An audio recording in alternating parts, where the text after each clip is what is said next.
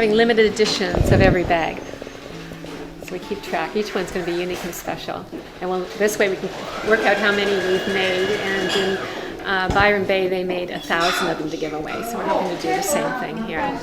My name's Satisha Young. I'm from Byron Bay, northern New South Wales. I got involved in this campaign through my community because we were concerned about the turtles. So it came to us that there was this group in England called BYO Bags, and they were an environmental group. And it started with all these women getting together to eradicate plastic bags from their oceans, and it was very successful. I decided to start a campaign here on the island, and I thought it would start with something that was actually fun and part of the social network of the island, and do it here down in Rocky Bay where it's a really close-knit community. And start with sewing cloth bags where we could actually give them away to people, get them to actually swap their plastic bags. If we see them coming down the street carrying a plastic bag, we would actually give them the cloth bag that we've made here down in Rocky Bay as a start. It's very simply made. It's not very complicated at all. So anybody could make them.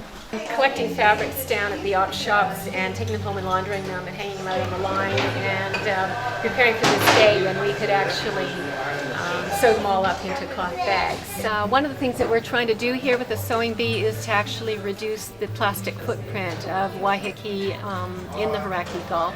What we're concerned about is the plastic ends up in the sea and it circulates around and the winds carry it and the currents carry it to a number of gyres that exist out in the sea. There's one in the Pacific near Hawaii and there's 4 others in the world. And these are basically a plastic soup. It can take between 500 years and 1,000 years for a plastic bag to break down, and it's still in little tiny plastic bits, so it never totally disappears. In New Zealand we have 1 billion bags going to the tip every year, and a lot of these end up finding their way into the sea, and well, animals find it, sea animals and fish eat that, then the birds as well, so it's something that ends up in the food chain.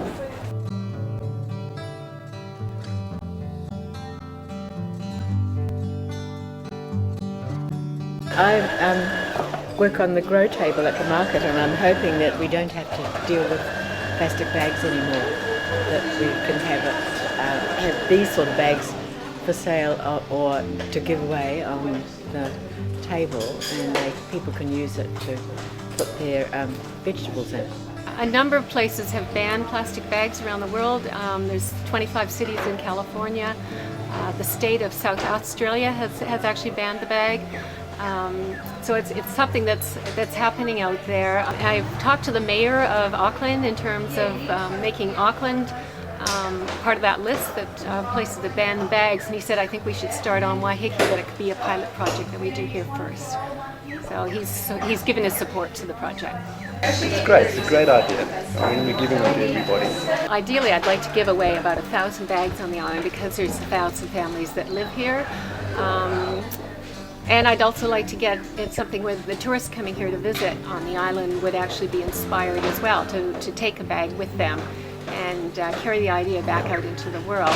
When I first started to discover that we were going to do this here at the Rocky Bay Hall, I found out that there used to be sewing bees held here, and since then they've dropped away, people moved away, people passed away, and when I started talking to the people here about holding something again here in the community, there was a lot of interest, so this is the place to start. I live in Rocky Bay. It's a Rocky Bay initiative, so I'm here to do it.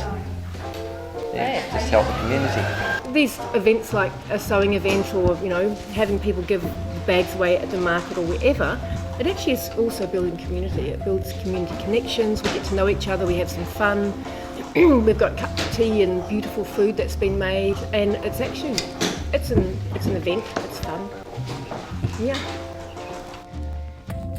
We're going to keep doing sewing bees, keep making them, get lots on the island, and we're going to give them away. So we're going to give them away so people can actually have a bag, they can keep it in their car or put it in their bag, and when they go shopping, instead of taking the plastic bags, they can just use these. So I'm one of those people who's never organised when I go to the supermarket to have a bag in the car. and I always come home with at least 2 plastic bags. And I think that's a good way to trick myself into a new habit, because now I've got the memory stored of physically making a bag, and I'll always have one in my car. Sometimes I get plastic bags when I leave my rag bag in the car.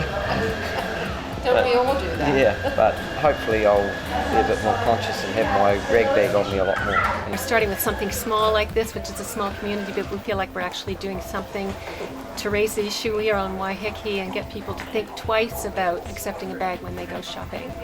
The thing is that it's actually easy to make a change. You just need to make a decision to carry bags in your car, wee bags in your bag, and say no to a plastic bag. And I think that's where the change really happens, is at that personal level, that you just make a decision.